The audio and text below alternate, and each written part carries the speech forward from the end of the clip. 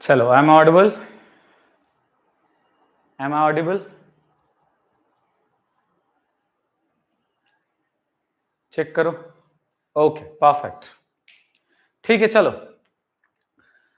तो जैसा कि हम लोग 2026 का पेपर अभी सॉल्यूशन कर रहे हैं, उसे एनालाइज कर रहे हैं और उसको समझ रहे हैं कि किस तरीके से हमें एग्जाम में सॉल्व करना चाहिए था और किस तरीके से हम 2027 के लिए अपना स्ट्रेटजी बना सकते हैं।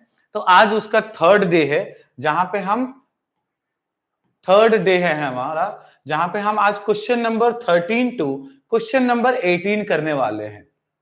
ठीक है, बस याद रखना कि क्वेश्चन कोई भी डिफिकल्ट नहीं होता है। क्वेश्चन सॉल्व करने का तरीका आपके मार्क्स को इंप्रूव कर सकता है या फिर कम करवा सकता है।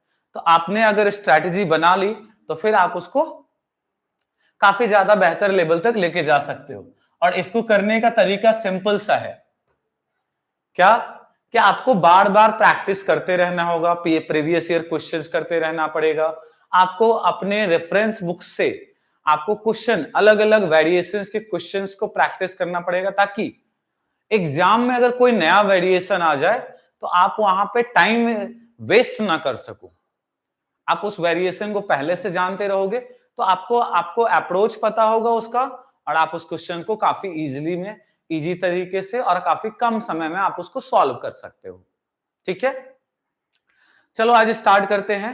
डे 3 में क्वेश्चन नंबर 13 से स्टार्ट करते हैं। क्वेश्चन नंबर 13 क्या बोलता है, ध्यान से सुनो।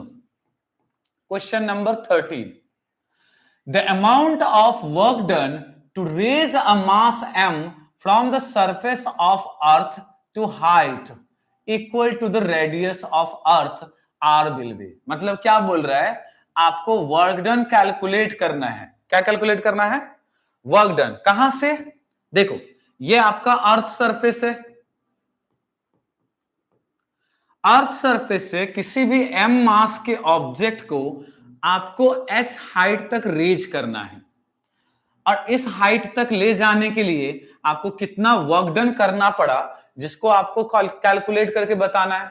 और ये जो h हाइट बोला है, height is equal to the radius of earth. Height is equal to the radius of the earth आपको बोल रहा है। ठीक है, अब बहुत सिंपल है। वर्क डन इक्वल टू क्या जानते हो? वर्क डन इक्वल टू होता है mgh by 1 plus h by r when the object moves away from earth। जब कोई ऑब्जेक्ट अर्थ से दूर जाता है तो उस पर कितना काम होगा, that is the formula mgh 1 plus h by r, जहां पे h का वैल्यू कितना लेना है, which is equal to the radius of the earth के बराबर लेना है।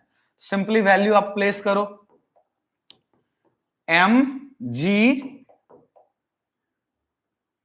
h की जगह कितना लिखोगे, r division of 1 plus r by r लिखे।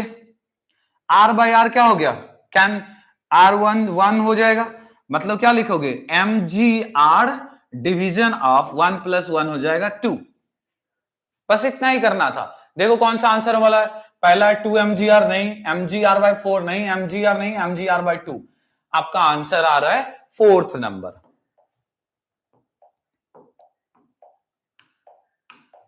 बस इतना ही करना था, इससे ज्यादा कुछ भी नहीं करना था।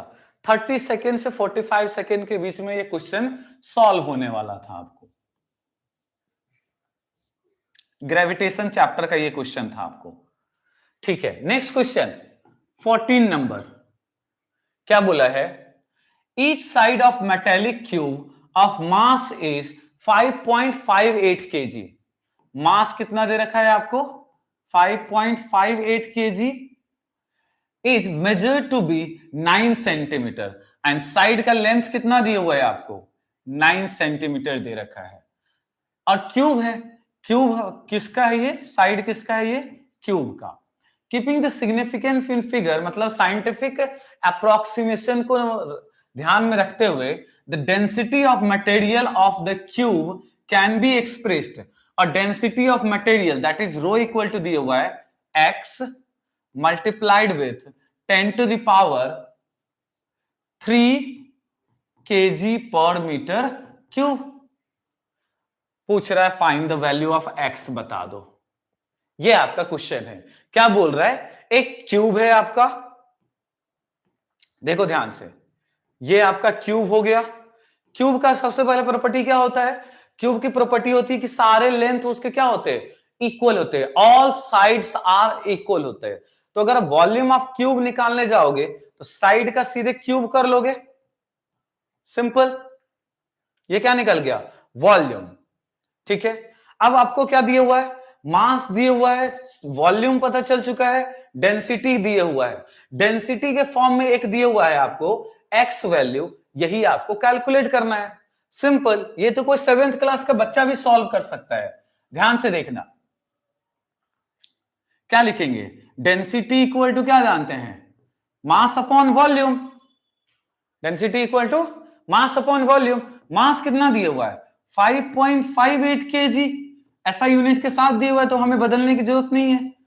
वॉल्यूम दिया हुआ है 9 सेंटीमीटर, और वॉल्यूम निकालने, साइड दिया हुआ है 9 सेंटीमीटर, वॉल्यूम होता है वो साइड का क्यूब, साइड का क्यूब। क्योंकि ये सेंटीमीटर में दिया हुआ है, ऐसा यूनिट में नहीं दिया हुआ है, तो ऐसा यूनिट में कन्वर्ट करने के लिए 9 × 10⁻⁻2 का पावर क्यूब हो गया। और डेंसिटी कितना दे रखा है, x × 10⁻3। ये x का वैल्यू हमें पता करना है, बस यही इक्वेशन को आप सॉल्व कर लोगे, इक्वेशन आपका आंसर आपके सामने होगा। 5.58 डिवीजन ऑफ 9 का क्यूब इंटू 10⁻⁻2 कितना हो जाएगा, 10⁻⁻6। इसको करोगे आप कितना आएगा, 10⁻6 को ऊपर लेके जाओ, 5.56 डिवीजन ऑफ 9 का क्यूब हो जाता है 729 इंटू 10⁻, इसको ऊपर लेके चलते हैं तो 10⁻, नीचे से ऊपर गया तो +8 हो जाएगा। इसको आप सॉल्व कर लोगे, +8, जबकि यहां पे क्या दिख रहा है आपको, -3 के टर्म में दिख रहा है, तो आपको कहीं ना कहीं से क्या करना पड़ेगा, 1 मिनट रुक जाओ, -6, 9 सेंटीमीटर है तो सेंटीमीटर को मीटर में बदल लिया, ठीक है। तो ये 2⁸, सॉरी 2⁸8 नहीं, 6, 10⁻6, ठीक है, 6 है, जबकि इधर -3 है। तो अगर मैं बात करूं 5.580 और ये डेसिमल हटा दो, 5.580 डिवीजन 9 और डेसिमल हटा दोगे तो चाहिए, तो 10⁻+3 ऐड भी करना पड़ेगा, तो 10+9 हो जाएगा। इसको आप सॉल्व करने जाओगे, +3 चाहिए था, वही तो कहूं, इतना वैल्यू डेरिवेशन कहां से आएगा। दिस इज +3, तो +3 इंटू +3 कर लो, ये वैल्यू अपने को चाहिए। How much this value will be, this is value of x, यही वैल्यू अपना क्या हो जाएगा, x हो जाएगा।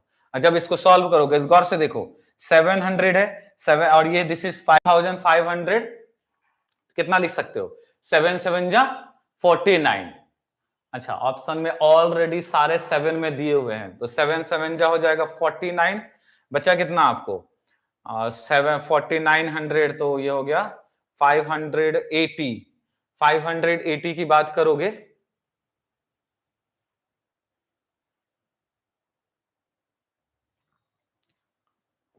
की बात करोगे तो ये हो जाएगा कितना 580, तो डेसिमल, और एक डेसिमल डाले तो 5800 हो गया, वापस 7.7 आंसर आ रहा है क्या, यस 7.7 आंसर। ये तो अप्रॉक्स वैल्यू हो जाएगा आपका value, this is called approximation, 7.7 is your answer, ठीक है, डन। चलो नेक्स्ट क्वेश्चन की अगर देखते हैं, नेक्स्ट क्वेश्चन क्या बोल रहा है, द फॉलोइंग प्लॉट्स, मतलब कुछ डायग्राम्स आपको दे रखे हैं, सो वेरिएशन वेलोसिटी एंड टाइम, किसके किसके बीच में डायग्राम दे रखा है, वेलोसिटी एंड टाइम के बीच में, of a ball thrown vertically upward and falling back, मतलब मान लो ये आपका ग्राउंड है, यहां से किसी बॉल को आप ऊपर फेंक रहे हो v वेलोसिटी से, ये v वेलोसिटी के साथ ऊपर तक जाएगा और फिर ये क्या होगा, ऊपर जाने के बाद डाउन करना शुरू कर देगा, दैट इज फ्री फॉल करना शुरू कर देगा। फ्री फॉल करते हुए वापस ये बॉल वापस ग्राउंड को हिट करेगा। इसी मोशन को आपका ग्राफ बनाना है यहां पे। अब ध्यान से देखना, ये ग्राफ कुछ ग्राफ दिए हुए उसको अकॉर्डिंग, तो जब आप ऊपर फेंक रहे थे बॉल को तो आपकी वेलोसिटी उस वक्त क्या थी, मैक्सिमम थी, क्योंकि जैसे जैसे आप ऊपर की तरफ बढ़ोगे आपकी वेलोसिटी डिक्रीज होती जाएगी। एक टाइम तब आएगा जब वेलोसिटी आपकी पूरी क्या हो जाएगी, जीरो हो जाएगी, और वहां से वापस ऑब्जेक्ट गिरना शुरू कर देगा। इसको बोलते हैं फ्री फॉल मोशन। और जब ये वापस ग्राउंड को हिट करेगा तो वापस इसकी स्पीड कितनी हो जाएगी, v हो जाएगी। मतलब स्टार्टिंग में वेलोसिटी क्या हो रही है, डिक्रीज हो रही है, एक टाइम पे जीरो हो रही है, और फिर जीरो होने के बाद वापस v के पास ही पहुंच रही है। अगर ये आपका वेलोसिटी v है तो यहां पे वापस पहुंच रही है। कौन सा डायग्राम दिख रहा है, द फर्स्ट वन। बस खत्म हो गया, इतना ही आंसर था। जो समझ गया लॉजिक को, अगर जिसने अप्लाई कर लिया उसके लिए क्वेश्चन आसान है। जिसने अगर कॉम्प्लेक्स कर दिया क्वेश्चंस को, जिसने क्वेश्चन को समझा ही नहीं क्या पूछ रहा है आपसे, तो फिर समझो उसका एक तो टाइम भी ज्यादा लगेगा और क्वेश्चन भी सही होने के चांसेस भी कम हो जाएंगे वहां पे। तो इन बातों का ध्यान रखना। क्वेश्चन नंबर 16, क्वेश्चन नंबर 16, ठीक है। देखो यहां पे क्या बोल रहा है, the sum of kinetic energy and potential energy of a simple pendulum is 0.2 joule. मतलब क्या बोल रहा है, kinetic energy plus potential energy का सम कितना बोल रहा है, 0.02 जूल, 0.02 जूल, ठीक है। The speed of simple pendulum Bob at equilibrium position is approximately आपसे पूछा जा रहा है। अब ध्यान से देखो, एट इक्विलिब्रियम कंडीशन की बात कर रहे हो, तो देखो ये पेंडुलम कैसा होता है, एक थ्रेड के साथ एक बॉब क्या रहता है, अटैच रहता है। मूव करेगा तो ग्रेविटी इसको नीचे की तरफ पुल कर लेगी, फिर ये अपने मीन पोजीशन पे आएगा, फिर ये दूसरे साइड रेज करेगा अपना हाइट, और फिर ये मोशन वापस रिपीट करेगा। This is called simple pendulum. This is called what, simple pendulum. मतलब ये क्या हो रहा है, अब जब ये मीन पोजीशन पे रहती है तो इसकी काइनेटिक एनर्जी क्या होती है उस वक्त, सबसे ज्यादा होता है। और जब काइनेटिक एनर्जी सबसे ज्यादा होता है तो पोटेंशियल एनर्जी यहां पे मिनिमम हो जाता है। मतलब समझो पोटेंशियल पास इसका जीरो हो जाता है। तो अगर पोटेंशियल एनर्जी अगर मैंने जीरो मान लिया तो सारी की सारी एनर्जी किस में कन्वर्ट हो गई, काइनेटिक एनर्जी में। बस इतना ही लॉजिक लगाना था यहां पे आपको। देखो काइनेटिक एनर्जी इक्वल टू क्या है, 0.02, सारा का सारा एनर्जी किस में कन्वर्ट हो गया, काइनेटिक एनर्जी में। अब काइनेटिक एनर्जी का फॉर्मूला क्या होता है, हाफ mv स्क्वायर।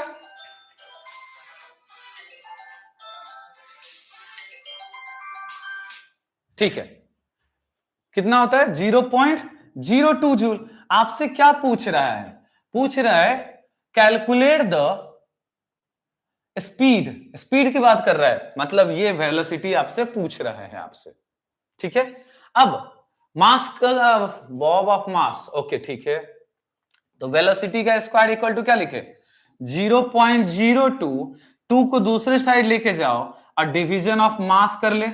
0.02 इंटू 2 कितना हो जाएगा, 0.04, 0.04। मास दिया हुआ है क्या आपका, the sum of kinetic energy and potential energy of a simple pendulum is this, consider the mass of bob is 20 ग्राम। मास कितना दिया हुआ है, 20 ग्राम। तो 20 और ग्राम को केजी में कन्वर्ट करोगे तो किससे डिवाइड करना पड़ेगा, 1000 से। 1000 से डिवाइड करोगे तो 1000 कहां गया, ऊपर चला गया, और 20 नीचे रह गया आपका। ओके 1000 इंटू 0.4 40 हो जाएगा, 40 बाई 2, 21 जा 20, 22 जा 40, v स्क्वायर इक्वल टू कितना आ गया 2। अगर v चाहिए हमें तो स्क्वायर रूट ऑफ 2 हो जाएगा, दैट इज 1.41 मीटर पर सेकेंड। 1.41 मीटर पर सेकेंड। देखो आंसर आपका मिल गया कि नहीं, 1.41 मीटर पर सेकेंड डायरेक्ट आंसर है, कोई दिक्कत? देखो इस बच्चे ने जिसका ये क्वेश्चन पेपर है उसने क्या सेलेक्ट कर रखा है 14.1 मीटर पर सेकेंड। एग्जामिनर इसी तरह से आपको क्या करता है, कंफ्यूज करता है। 1.41 दे दिया, 14.1 आ गया। आपका आंसर √2 आने के बाद भी अगर थोड़ा सा भी कंफ्यूज 1 मिनट के लिए भी हो गए, 1 सेकेंड के लिए भी हो गए, तो आप रॉन्ग ऑप्शन सेलेक्ट करके आ जाओगे, और जहां आपको +4 मिलना चाहिए था तो कितना मार्क्स का लॉस हो गया सीधे सीधे यहां पे, 5 मार्क्स का। एक क्वेश्चन में 4 मार्क्स मिलना चाहिए था, 1 मार्क्स कम हो गया, तो टोटल कितने मार्क्स का लॉस हो गया, 5 मार्क्स का। कितने मार्क्स का लॉस हो गया, यस ठीक है, डन। अब बहुत सिंपल तरीका है क्वेश्चन को सॉल्व करने का, बहुत अच्छे से